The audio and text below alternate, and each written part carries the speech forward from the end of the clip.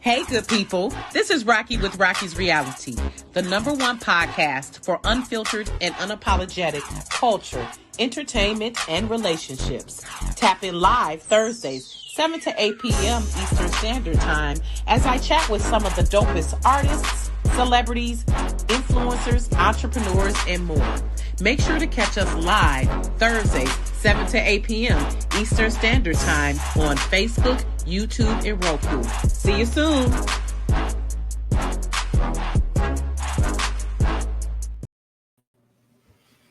All right, welcome to Rocky's Reality. And I am telling everyone Happy New Year because this is the new season of Rocky's Reality. And as one of my former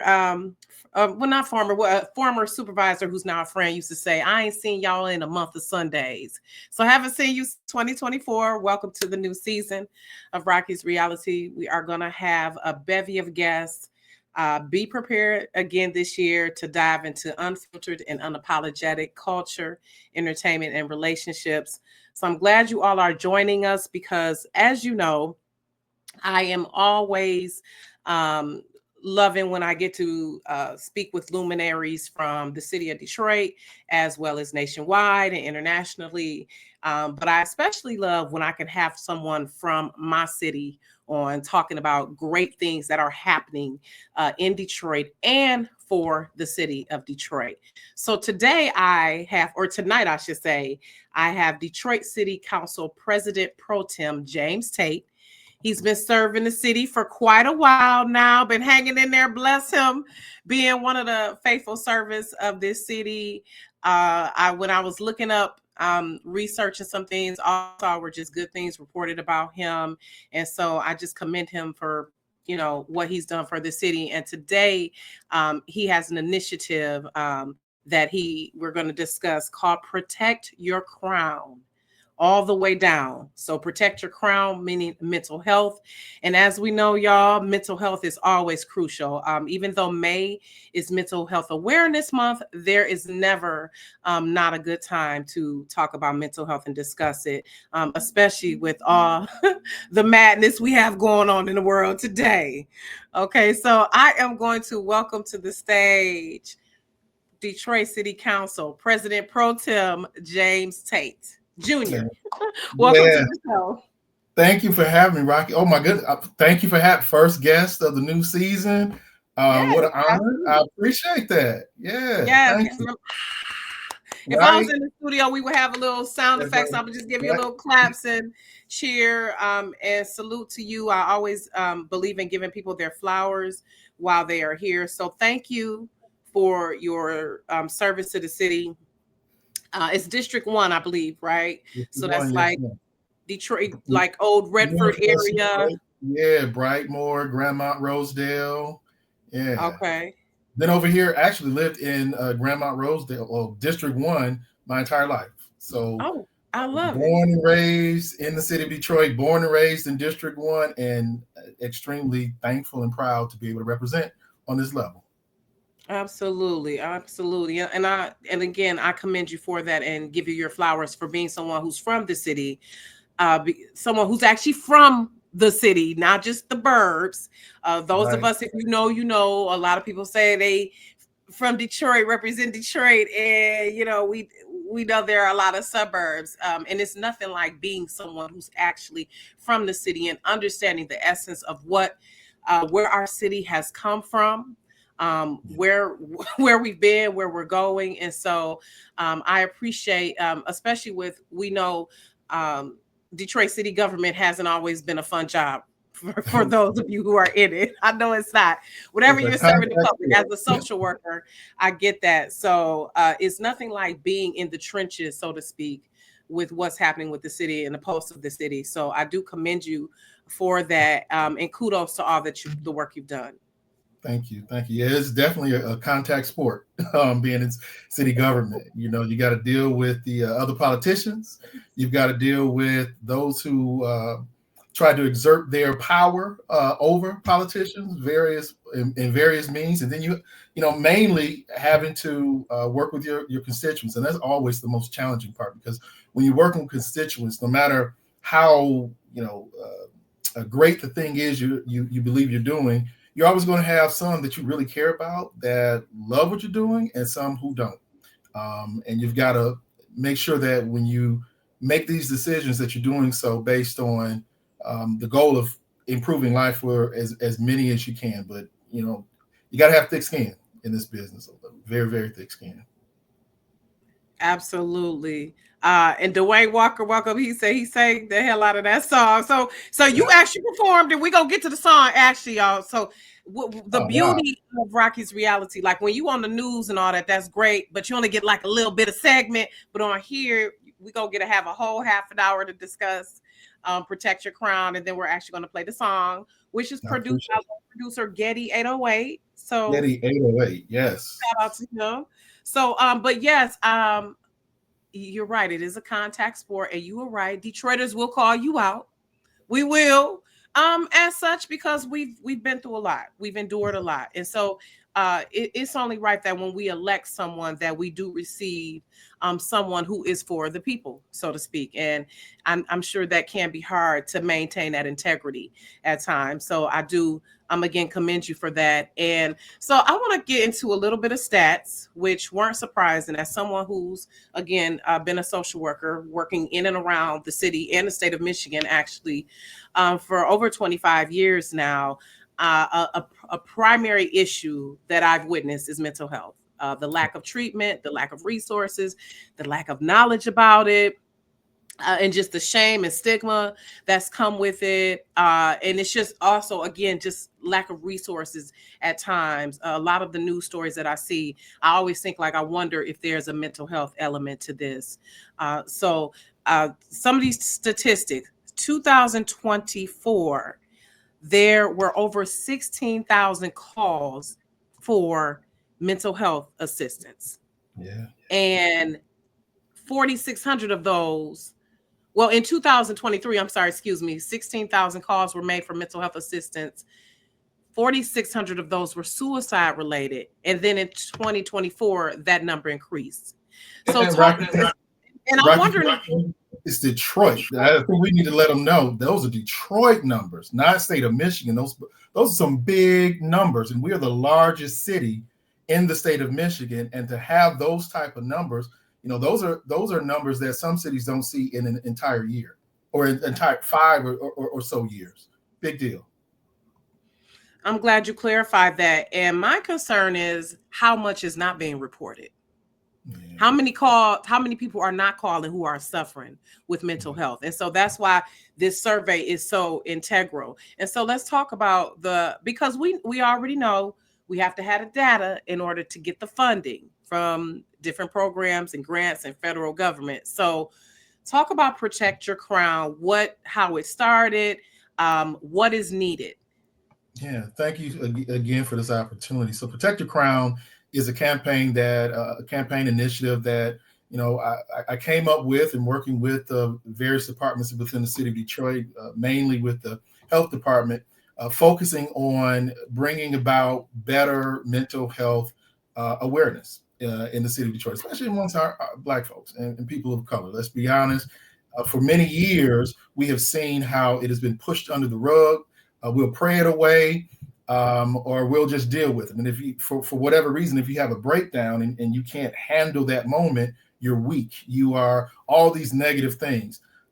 Protect Your Crown is designed to help empower residents of the city of Detroit to feel okay with going and seeking assistance, whatever type of assistance that may, and minus substance abuse, of course, but seeking whatever assistance that you can find to help relieve you of that particular issue that you're going through. Some folks have issues with depression. Some have issues with anxiety. I've been very honest and open about it. I am someone who deals with anxiety myself on a high level.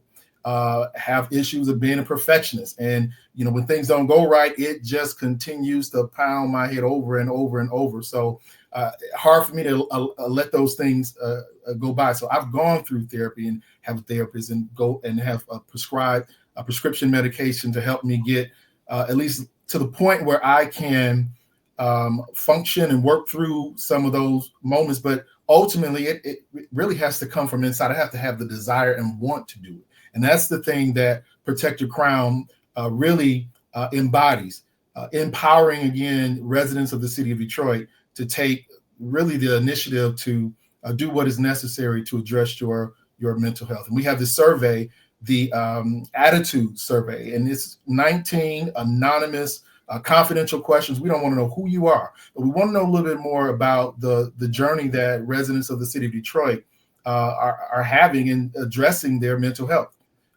So again, some of the questions are pretty personal, but we don't want to know who you are. The only thing we do want to know in terms of identifying you is, what is your zip code? So that gives us an understanding of what's happening in different parts of the city of Detroit. And it's a citywide survey. This is, Rocky, the first time that the city of Detroit has ever done any type of outreach of this nature. Typically what we'll do is we'll just create a program and say, here, you need this. And it's based on what we heard.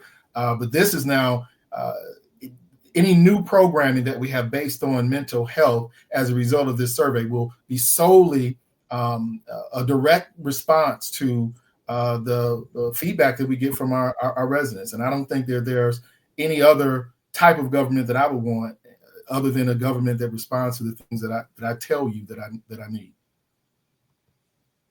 You said a few things there, and you said not necessarily substance abuse, which a lot of times I found go hand in hand. Yes. It's kind of like the egg or the chicken come first? Was it substance abuse or that led to the mental health, or was it mental health that led to the substance abuse? But I think the core of it is, if we treat the mental health, we can at least help someone cope so that they can abstain from substances or be in recovery. Because it is so key. And I think I'm so glad that you are transparent, because that was one of my questions to ask, how your awareness of your own mental health. And I appreciate that as a Black man from the city of Detroit, that you are admitting, I've had some anxiety. I've sought therapy. I have sought medication to normalize it. As I've said to some of my trainees and child welfare, because I train child welfare workers, so protective services, foster care and adoption workers, I train them. And as I've said to them, we go to the doctor, right? We get an oil change, right? We get our hair done, our nails done. We go to the dentist. We need to go somewhere for our mind as well. And that's what mental health can do. So even whether it's therapy, whatever modality it is, whether it's therapy, because my thing is, I'm a pray, but I need some therapy too. I need Jesus and therapy. That's right. We need Jesus and therapy. And I think a lot of times in our community, what has held us back at times, because we know Detroit is a very spiritual, religious community.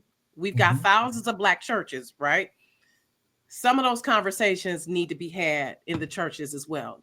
We can pray, but also we're going to set that therapy session up. So I appreciate you for, and just elaborate a little bit on how awareness of your own mental health has helped you with this project. By the way, we need 5,000 people 5,000 to complete this survey. And look, y'all on Instagram and Facebook and TikTok, and y'all can take 7 to 8 minutes to fill out this 19 question survey. And as you said, it's not really personal. It's great to see the perspectives of what people need and how they perceive mental health, so that we can shape the services to what suits their needs. And so I again appreciate you. So elaborate a little bit on how your own journey with mental health has shaped this initiative. Yeah, I'll say, for me, even outside of the initiative, it's taken time to get to this point where I would, and let me just say thank you for acknowledging my transparency, but it has taken some time to get to this point. I have been along this journey for, a number of years now, more than a decade, to be honest with you. And when it first started appearing in my life, it made me feel less than, I felt like something was wrong. I was broken. And, I come from the most nuclear family you can think of, mother and father. We had a roof over our head, food in my belly, car in the driveway, both of had no abuse, none of that stuff. And so I always look at it from the standpoint of, here I am who had all of those things. I'm dealing with this as a grown man now, with a grown man job, right? I'm dealing with all of this stuff. What if I had abuse in my life? What if I had, parents that didn't have, employment, and we were trying to find, ways to make ends meet in different ways as well? What if violence was a part of my day-to-day life? I didn't have that, and I'm so blessed. And so that's the thing that always drives me to continue to recognize that I'm in a space that many people doesn't have the ability to be in because of the traumas that they had at a young age, where without the help of others, where would I be? And I'm always keeping that in my mind when it comes to any type of program. And with Protect Your Crown, it has led us to be as transparent as we can, especially with our young people. I also have in my office, we have an initiative, the Task Force on Black Male Engagement, and we go out to schools and we speak to young children. And though I've now just come to grips with being able to say this to adults, because adults will weaponize your so-called shortcomings. I've always been honest with young people, with children. So I'll go in and, kids, you cannot not be honest with when you're with them, because they will call you out. No, they're gonna call you out. Kids, they're gonna let you know. Yes. They don't have any qualms. They don't care about being politically correct either. They don't even know what that means, right? They just know honesty.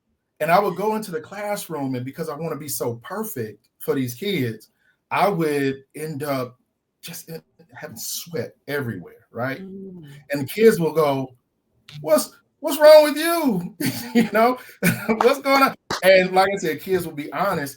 And I'm talking to first graders, but my mind is in a place where I can't take myself from that particular a feeling of not being the best, not doing the best. I missed an opportunity, and this is on a day-to-day basis. And so those are the kind of moments that drove me to create the Protect Your Crown campaign / initiative. And I'm looking for as many folks, and I know I'm not the only one, Rocky, not the only one who's gone through this, and still on my journey right now, to be honest with you. I go to classrooms and I get people clap for me. I go into auditoriums and get people clap for me because of my position. But here I am still going through the same thing that I was going through before. So one thing I always remind folks is that this journey is not, again, always quick.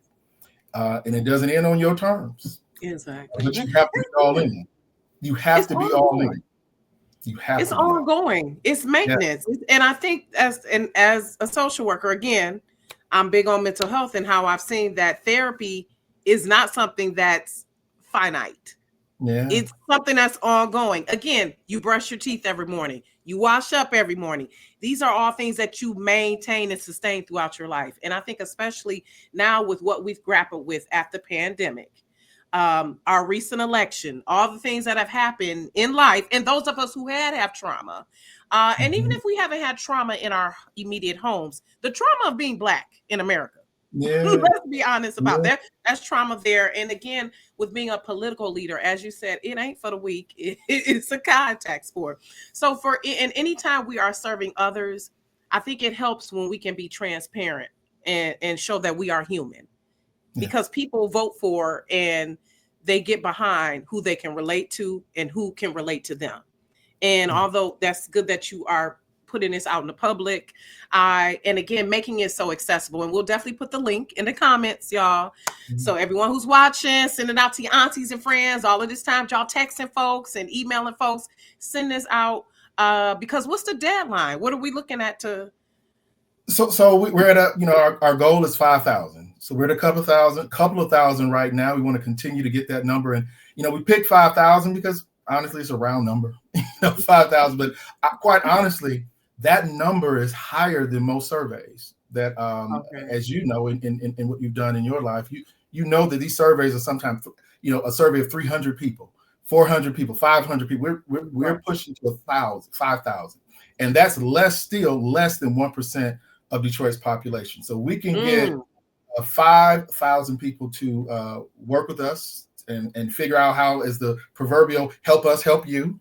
Because this information that we get from the surveys, this is going to essentially be a blueprint for us as we go and retrieve funding, as we build programming. So it's not just a survey we want to know, and we're just going to post it and put it on a flat screen or a green screen. This is about how do we translate the information that's provided to us as the city? How do we translate that into services and funding? And the other thing that the information will also do, City of Detroit is not the only entity that's seeking funding. We have a number of nonprofits that are seeking grant funding and other abilities to further their operations. And the data that we collect is going to be public. Again, not with anyone's contact information or anything like that, but the public information are the stats that we get from it, the data.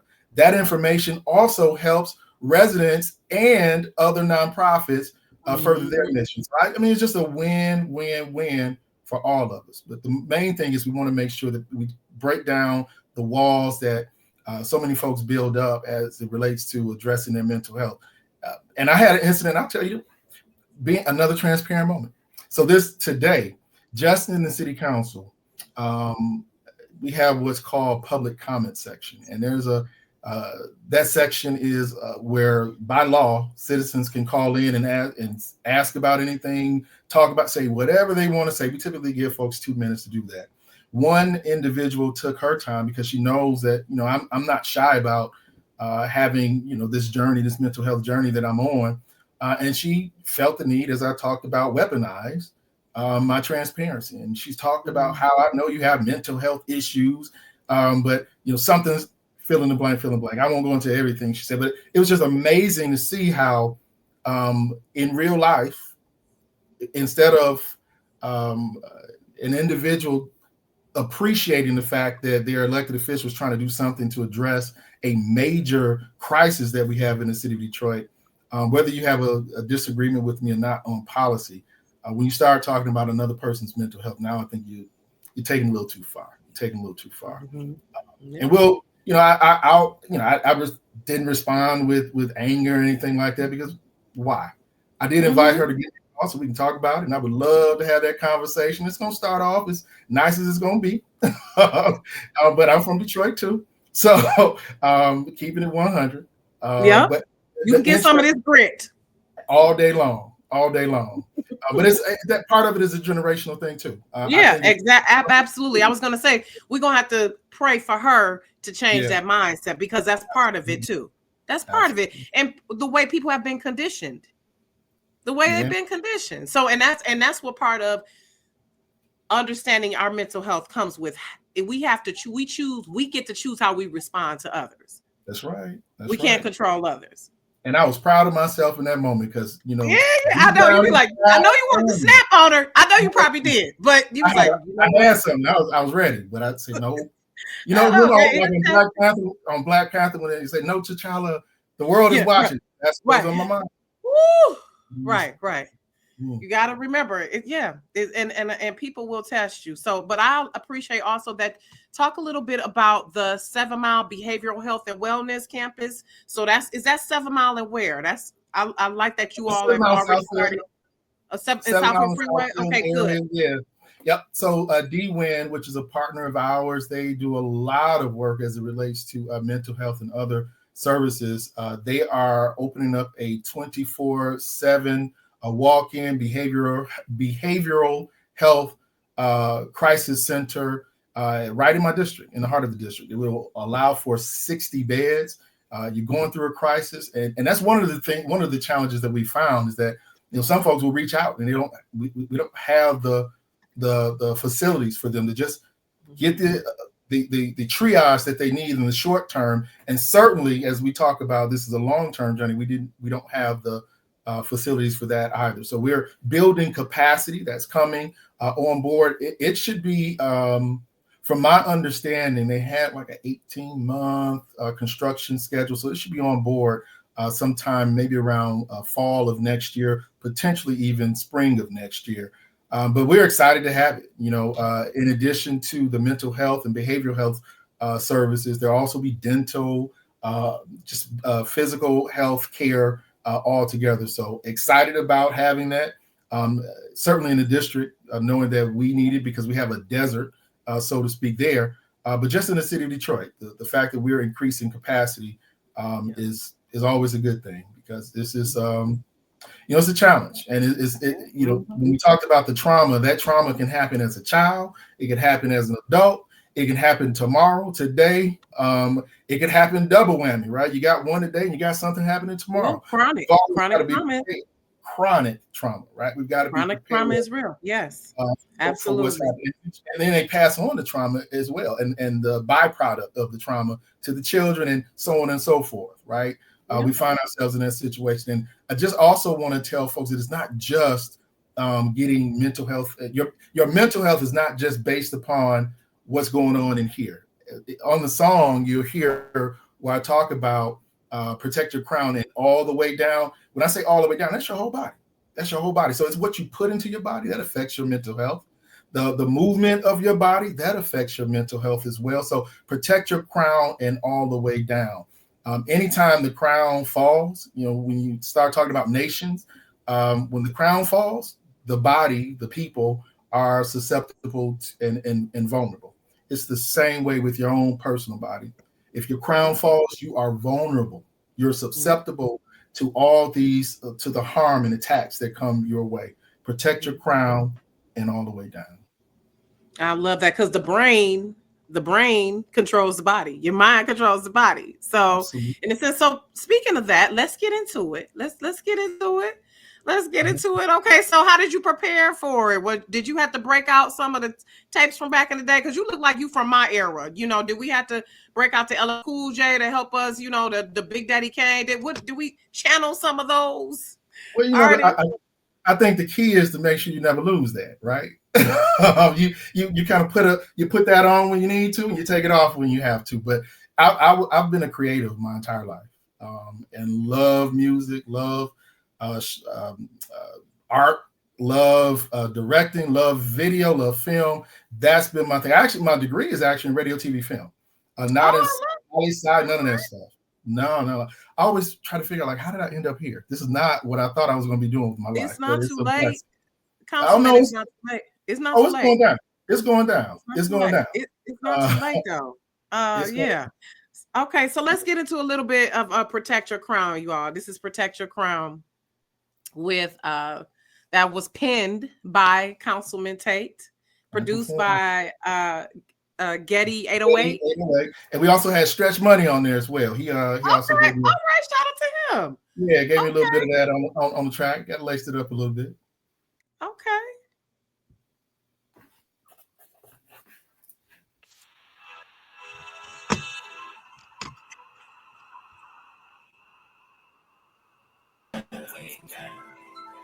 Protect your crown, and all the way down. Protect your crown, and all the way down.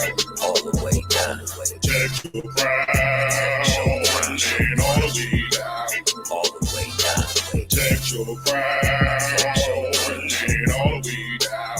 All the way down. Protect your crown, and all the way down. All the way down. I'm a witness to mental fitness. All in my mind, I'm in my feelings. I need some healing or just some time to myself. Get away, collect my thoughts, nothing wrong. I'm still strong. My own walk, my own pace. No competition, but repetition. I love me.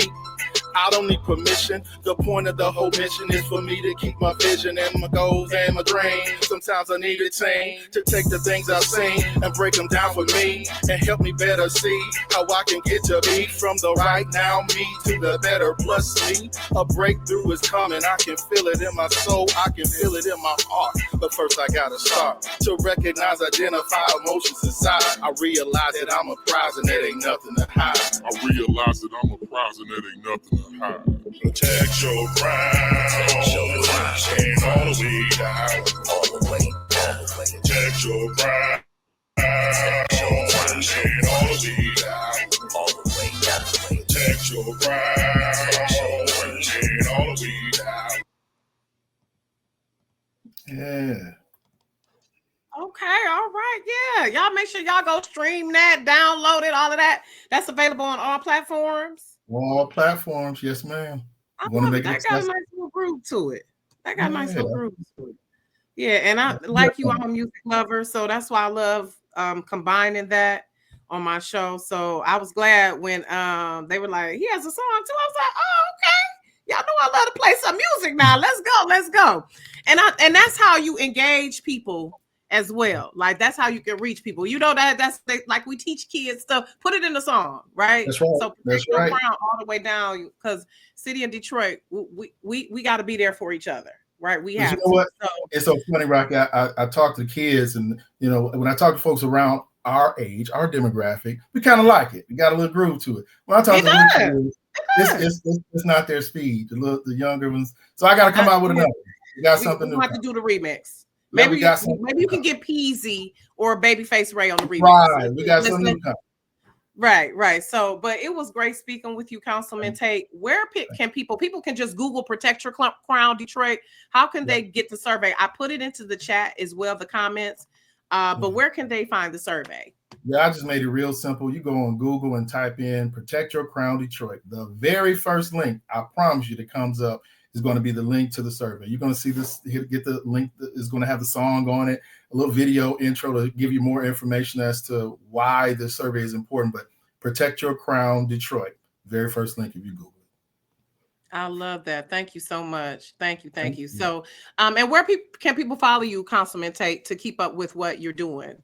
Yeah, we're on Facebook. We're on IG, Councilman Tate Jr. And we've got a couple of different handles. Okay, all over. That's it. We're out there. Okay, well, thank you again for coming on this evening. I appreciate your time and thank you for the initiative because mental health is wealth. Mental health is wealth. So I'm glad you're doing this initiative, and I'll definitely be encouraging my fellow Detroiters to complete the survey. And those for over ages 18 and over, right? 18 and over, and Detroiters. Don't tell me where I moved from Detroit. I used to live in Detroit. Nope, Detroiters. We talked about that, right? We talked about that. That's right. In the 313. Okay. Yes, ma'am. Got you. All right. Well, thank you, Councilman Tate. And you have a great evening. And again, this is not goodbye. This is see you later. See you later. Take care. You too.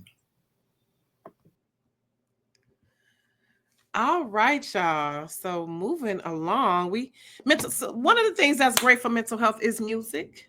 Okay. Can I get an amen on that? Those of you who know, that's partly why I love music, because it is therapeutic, it is cathartic, and it's a universal language, right?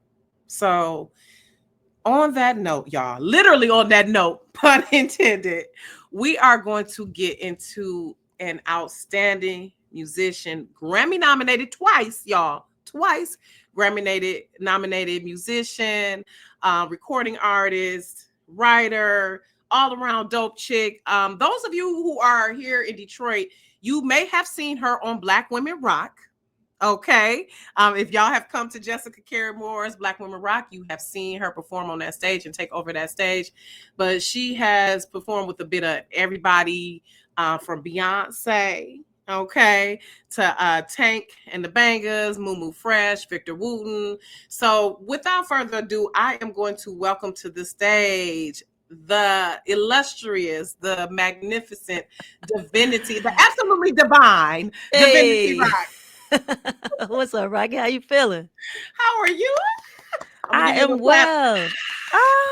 The little sound effect here. We're gonna put it. I'm usually in the studio, but the weather was crappy here, so I'm gonna do it for you. We're gonna put a little clap. I feel it. It's crappy here too. Winter is here. Where are you? Are you in Jersey or where are you? I'm in a little town called West New York, New Jersey. West New York. Is it anything like New York? Well, I can see the city from here, so I'm real close to the city, right over the river.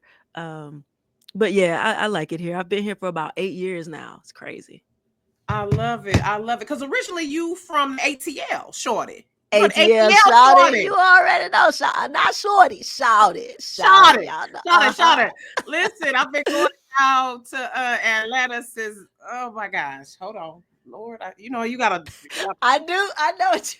Hold on. Since 97, my sister in 96, and I visited Christmas of 97, and it was popping.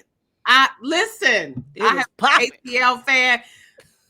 Listen, Club 112. Okay, where Yes, the where players the players dwell. dwell.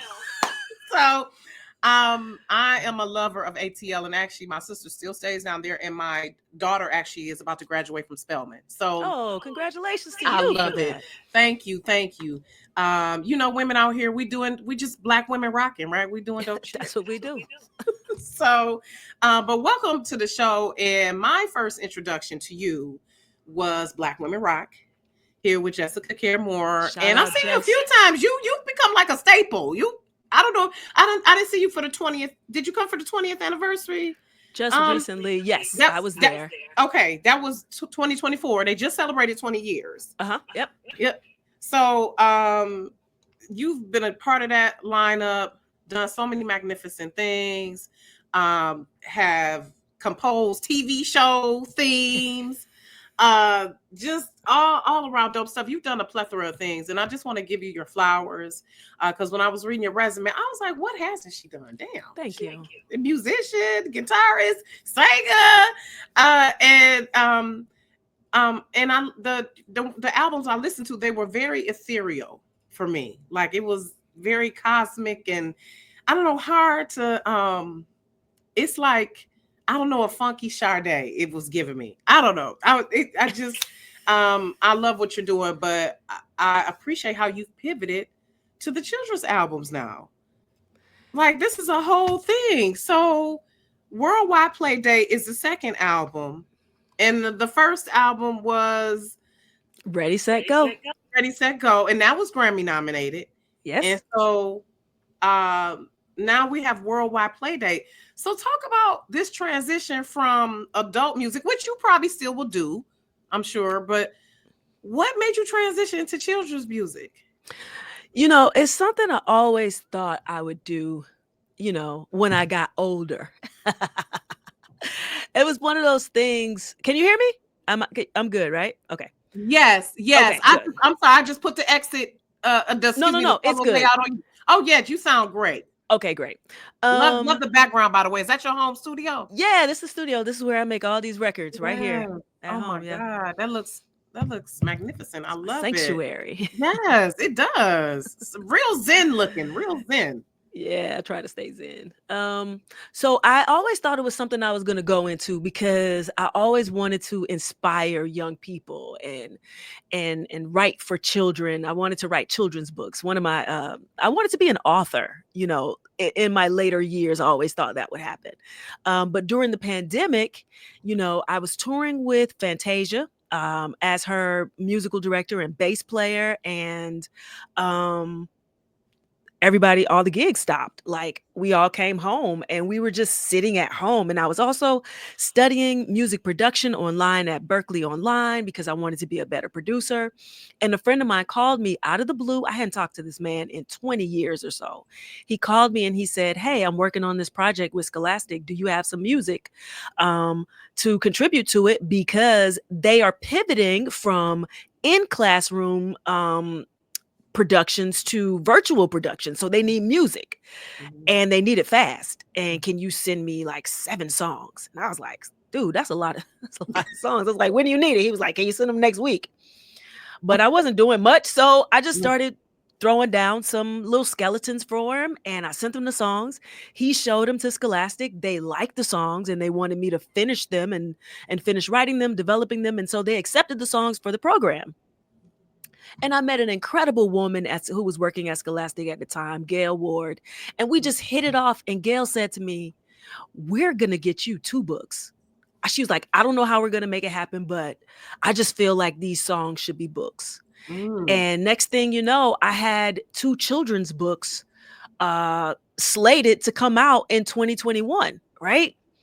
And I'm thinking, you know, I mean, I am the bass player. I play black rock music, hip hop, funk, jazz. People see me on tour. And I thought, oh my gosh, I'm going to have 2 kids' books come out next year.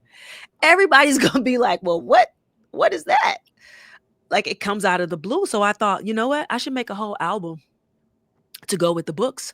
And so my business mind kicked in, and I thought I should have an album and some books, and we're going to make some videos, and we're going to start playing some shows for kids, because we had been doing these virtual shows during the pandemic, and I was getting into this, and it was clicking, and I was vibrating so high doing this music.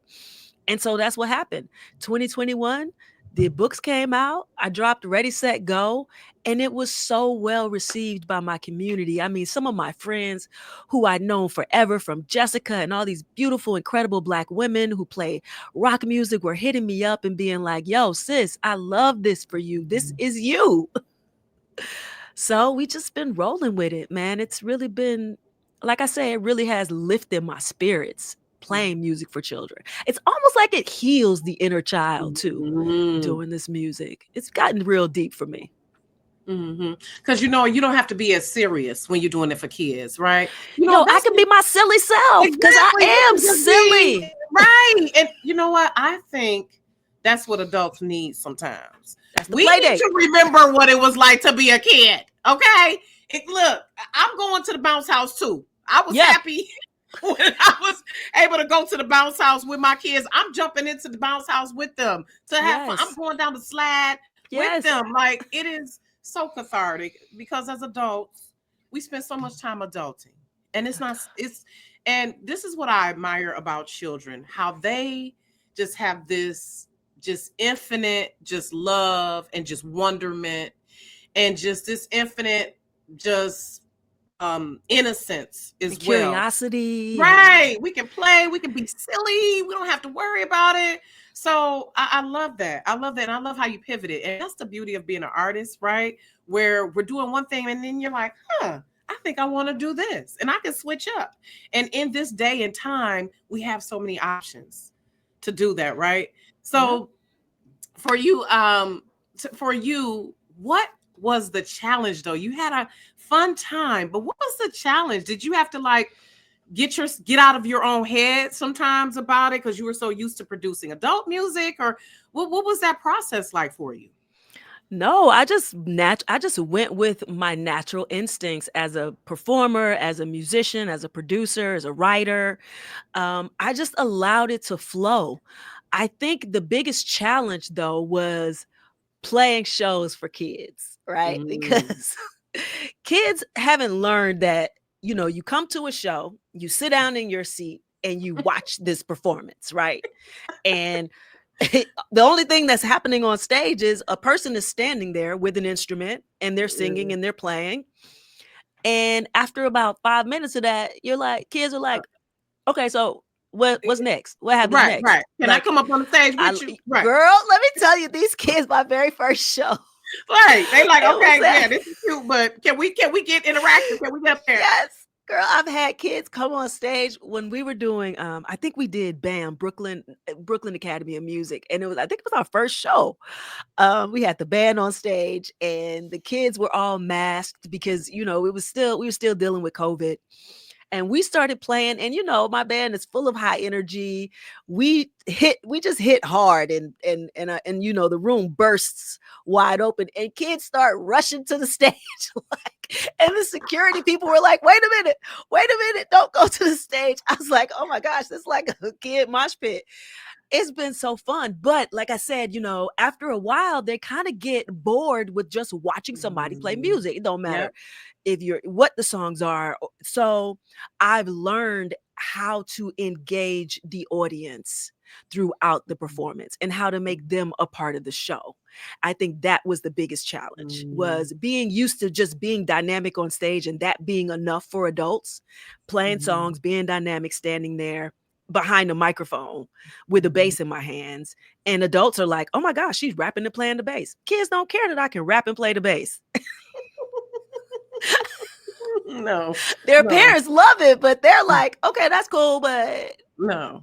I need you to flip. We want you to flip exactly. Flip with the bass. Do some splits. Do some bass, okay? Listen. So I got a shiny bass. This is right. with glitter on it, and I got the color strings.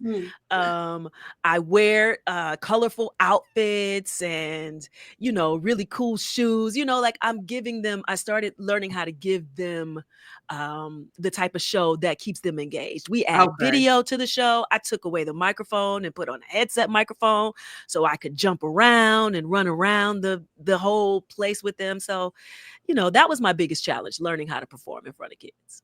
I bet. And as someone with kids, I understand. My kids are big, you know, but still, I remember those days where I'm like, oh my God, but that's the beauty of being a child, right?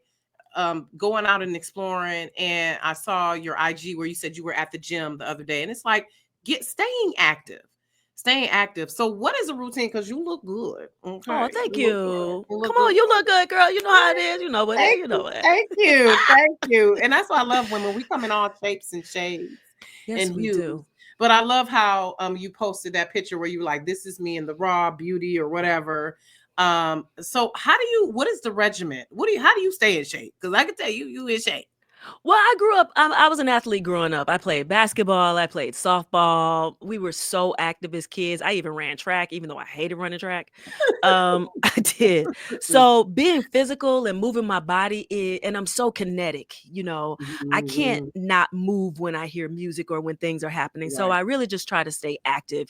It helps my body, it helps my brain, it helps me sleep better when I'm active. And so I just got in during the pandemic. We didn't know what we were going to do to work out, because we were going to, we was living in LA. I was taking boxing with Terry Norris, who's like a heavyweight champion. And so we ordered the Fight Camp app and the boxing and the bag in the house. So I like to box at the house, and it helps me get my frustrations out and my anger. And, you know, when things don't go my way, I can hit the bag real hard and, you know. Did you check out the Shields versus Perkins fight? No, see, I'm not into real life boxing. I just like to work out with the bag. Okay. I was just a little excited. Okay. Yep. Nope. I don't watch boxing, but I like to hit the bag. For the fitness of it. Got you. Yeah. Got you. Okay, so let's talk about some of the collaborations. Shout out to Moo Fresh, a former guest, by the way, of Rocky's Reality. I haven't had her on in about a couple years, but I have got to catch up with her because she is just all the things. I love her. All the things. Tank from Tank and the Bangers. My boo from back in the day, Malcolm Jamal Warner. Everybody, that's everybody's boo. Hey, Theo. Hey, boo. And of course, your mentor, Victor Wooten. Yes. Talk about how it came together. Like, how did you decide? Talk about the transition from Ready, Set, Go to Worldwide Playdate.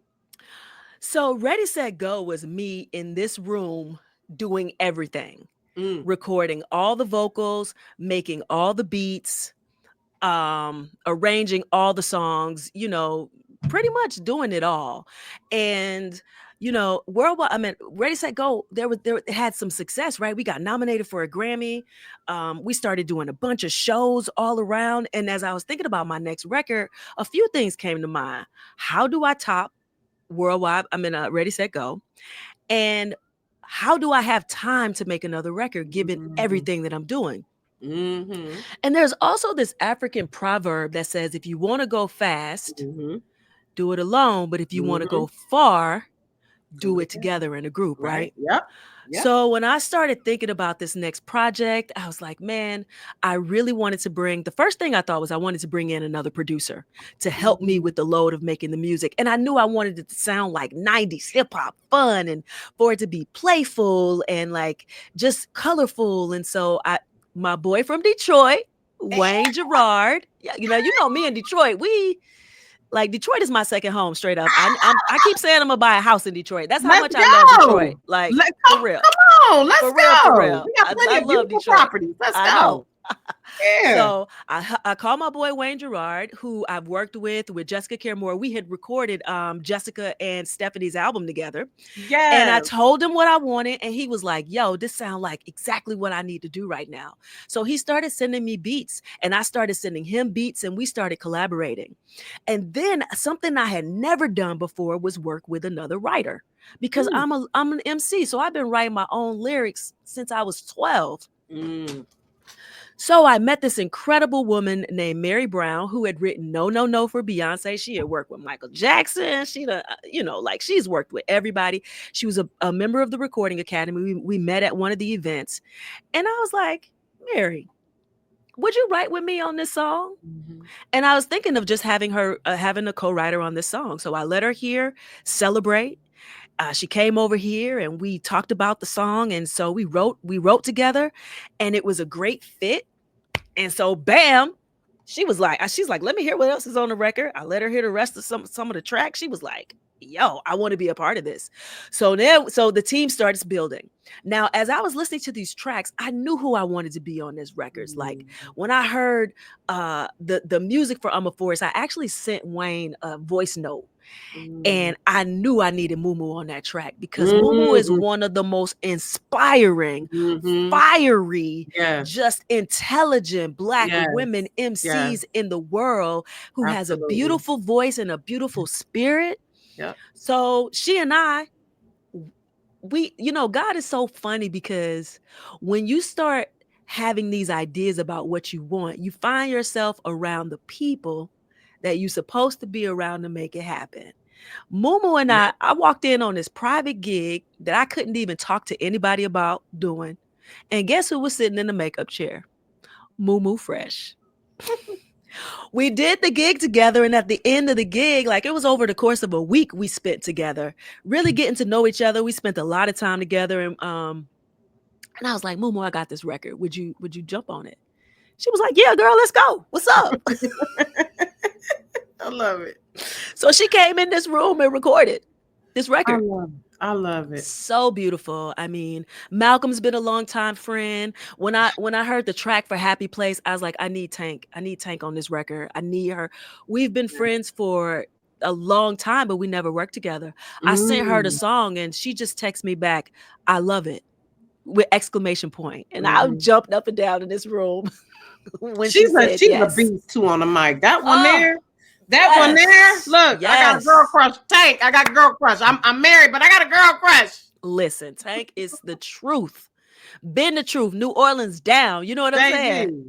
Baby. And then I heard you had your niece and your god. Oh my God. Yes, my goddaughter. All in the family. Yes, my goddaughter. She's so funny. Amari. She's 5 years. Wait, she might be 6 now, 7. Amari keep growing. She and she's so smart. Oh my gosh, she's so smart. So she's on the record. So my niece is 14 years old, and she has she was on the cheer squad in Atlanta. And on Ready, Set, Go, I didn't have any kids from Atlanta on Ready, Set, Go. And my niece was not happy about that. So she told me, she said, Auntie, when you do another record, you need to come to Atlanta and you need to get us Black girls on this record. Okay. I said, I got you. Her cheer team, I took them in the studio, about 20 of them. We recorded on I'm a Force Celebrate Worldwide Playdate. I mean, they just brought the records to life with their energy and their spirit.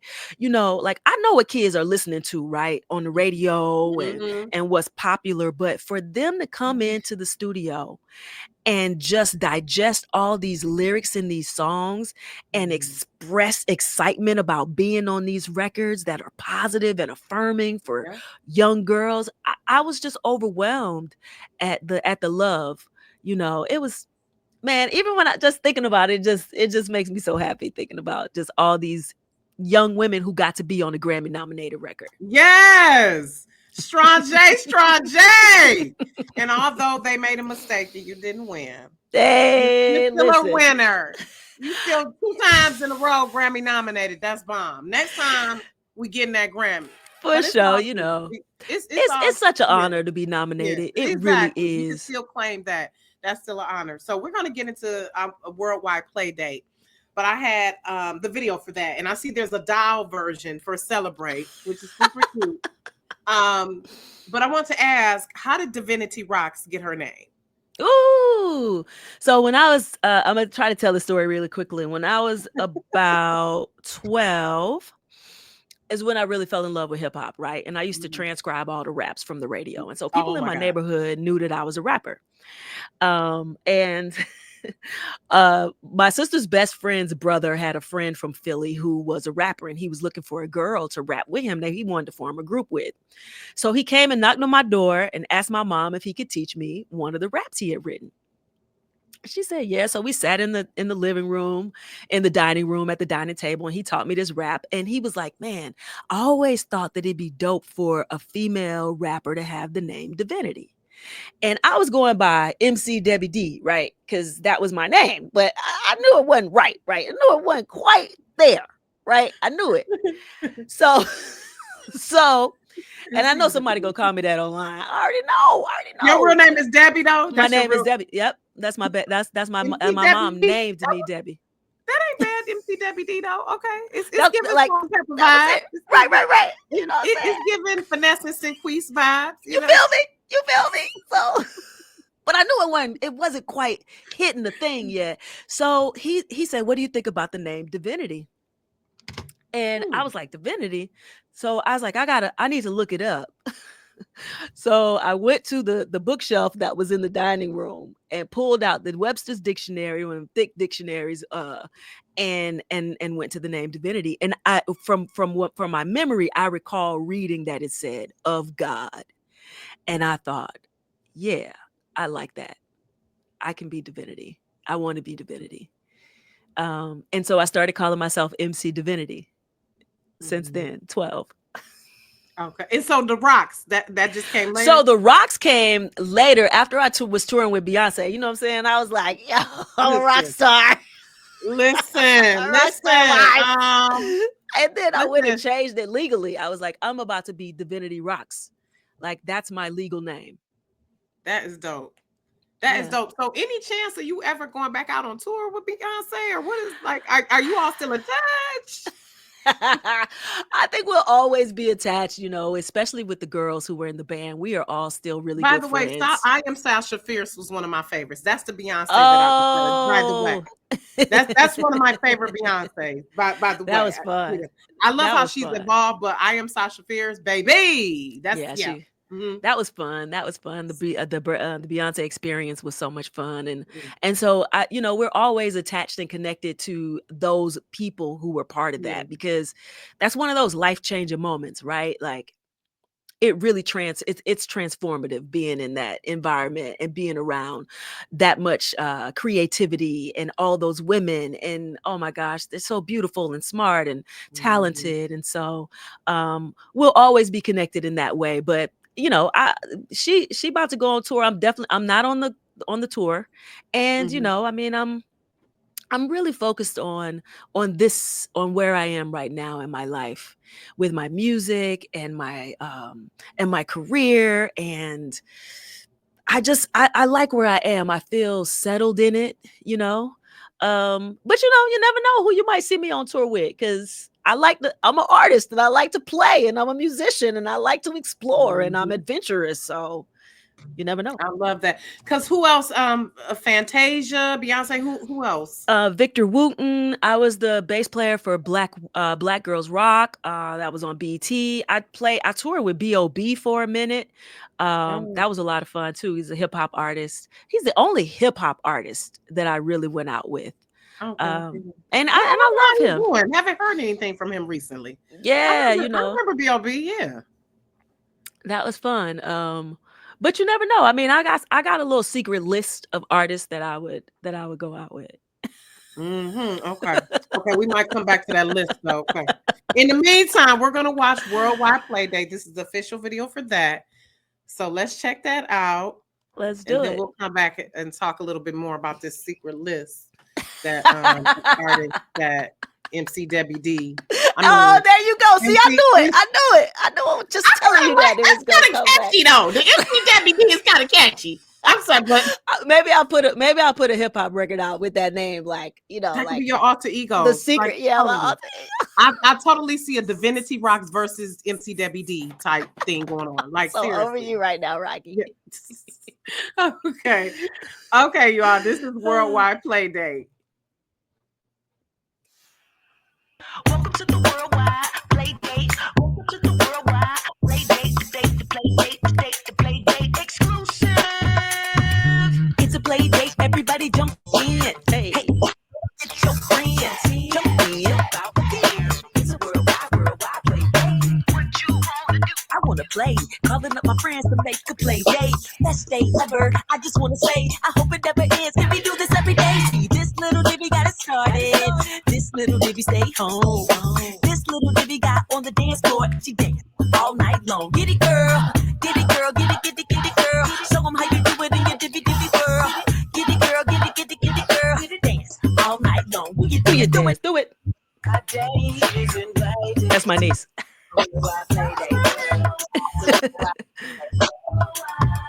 It's a play date. Everybody jumps in. Hey, go get your friends. Jump in. It's a worldwide play date. It's a play date. Everybody jumps in. Hey, go get your friends. Jump in.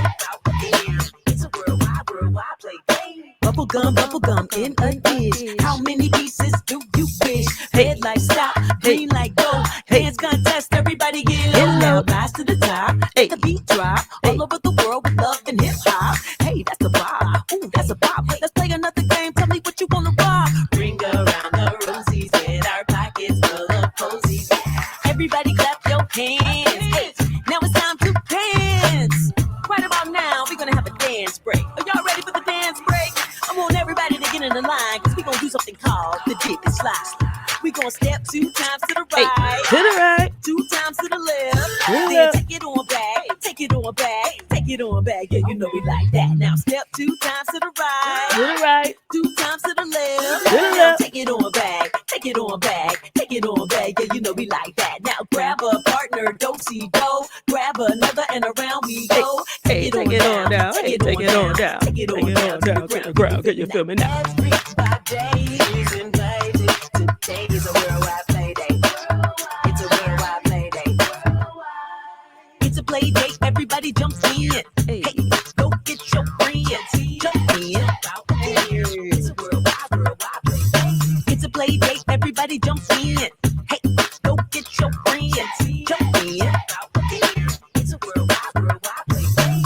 Auntie Divvy, you wanna play a game? Yeah, let's play a game. What game do you want to play? It's a worldwide play date. I love it. Thank you. Like, listen. Okay, come on now. Yes. Make me want to play some Rockin' Robin and hopscotch. Yes, Let's go. exactly. I love it. I love it. So, Divinity, I appreciate you being here, having you on. And as I said, this is not goodbye. This is see you later. Yes, ma'am. Definitely, please keep me posted on what you got next, because I've been a fan, like I said, since I saw you in Black Women Rock years ago. So, and I was just like, and Steph Chris is one of my boos, one of my best boos. Same. So, when I told her you were coming on the show, I was like, guess who my next guest is? And I sent her the flyer. She's like, oh, I love her. And I was like, yes, let's go. So I'm so excited. So where can people find you? And then I'm going to end with 5 favorites. I like to end with 5 favorites. But first, where can people find you? I'm online at divinityroxx.com, divyroxxkids.com. I'm on Instagram, Facebook at divyroxx, DIVIROXX, and at divyroxxkids. So yeah, I'm out here and I control all my social media and all the things. So say what's up. You can sign up to our email list to find out when we're coming to your city.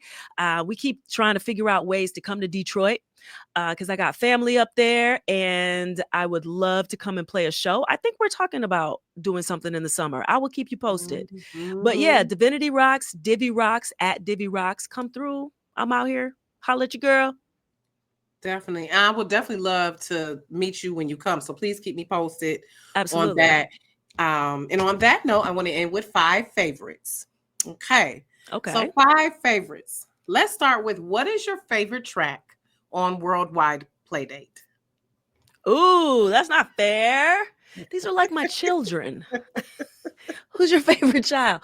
Okay, my favorite track. Wow. It's, you know what? My favorite track is Girl Dad, because I wrote it for my dad, and my dad passed away in 2011, and I had not been able to write a song for him for a long, long, long time. But when I started writing this bass line, the song for him came out, and it's a very sweet song, and I love it so much. So that's my favorite song. Okay. Favorite food? My favorite food is so ridiculous. It's pizza. Listen, whatever works. Whatever works. I love pizza. I'm not mad at it. So are you one of those ones who has like pineapple on your pizza? No, not anymore. I did all that. No. Okay. Just cheese pizza. New York has the best pizza. I'm sorry for anybody else who thinks that their city does. New York really does have the best pizza. And all you need is a slice of cheese pizza, and it just changes your day. Changes your day. I love it. Favorite travel destination? Oh, wow, man. I've been so many places. Oh my gosh. We just went to Iguazu Falls in wow. And we went to Peru, and then we went to Argentina and Brazil. And so that was one of my favorite vacations ever. But it was because it was super luxurious, and we were staying in the jungle, and it was just really beautiful and peaceful. And we saw a lot of like really exotic animals. I really love nature. And so I love going and doing things and seeing things that I've never experienced before. And so that was really fun. I love that. I bet it was beautiful. Oh my goodness. Oh my gosh, so beautiful. Love traveling. Love traveling. Favorite TV show or movie? Oh man. Of all time, or you mean just right now? Because like that is so hard. Whichever one you want to pick, whether it's right now or from back in the day. Dang, I one of my favorite movies of all time was no, I don't want to say that movie. Okay, I'll just say my favorite TV show right now was what was it called? The Week of the Jackal, or something about Jackal. Oh my gosh, I really love that show. Yeah, it was a show that was on Paramount, I think, recently, or Peacock or something like that. And I really got into it.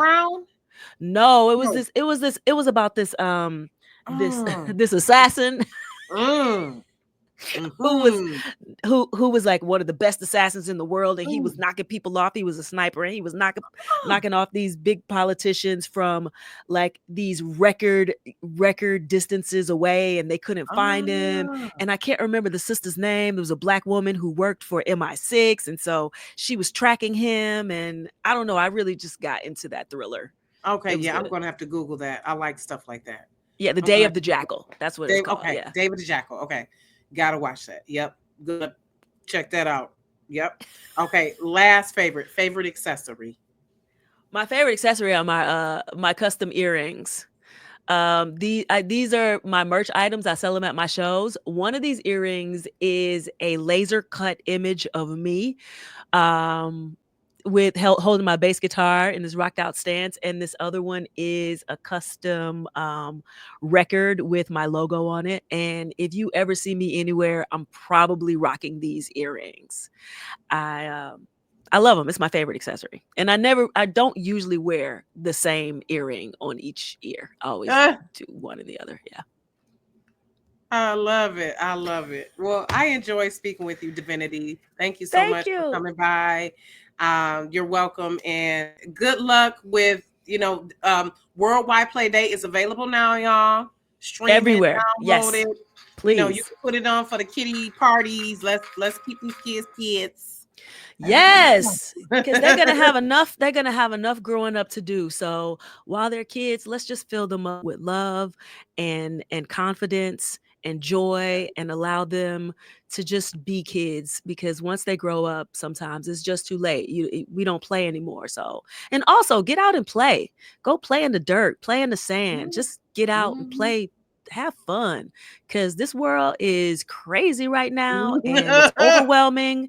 And it's taking its toll on us. So we got to be in community with each other, and we got to get together and find reasons to find joy and laugh. And as my grandfather used to say, fellowship with one another. Listen, may the Lord watch between me and you while we're absent from another. Yes, okay? Come on. Come on now. After church, going to the fellowship hall. Come on now. Yes. Thank you, Lord. Listen, thank you so much, yo. This welcome. has been so fun hanging out with you. I hope we get a chance to meet in person for sure. Yep, definitely. I would love to see that at the Aretha, aka Shane Park. I would love to see that. I could see a whole production there in the summer. So hit me up. Let me know. Okay. Keep me posted. Keep me posted. So, sure. But thank you, Divinity. Enjoy your weekend. Enjoy the rest of your evening and the weekend, and take care. Thank you. You too. Peace. All right. Thank you, everyone, for watching.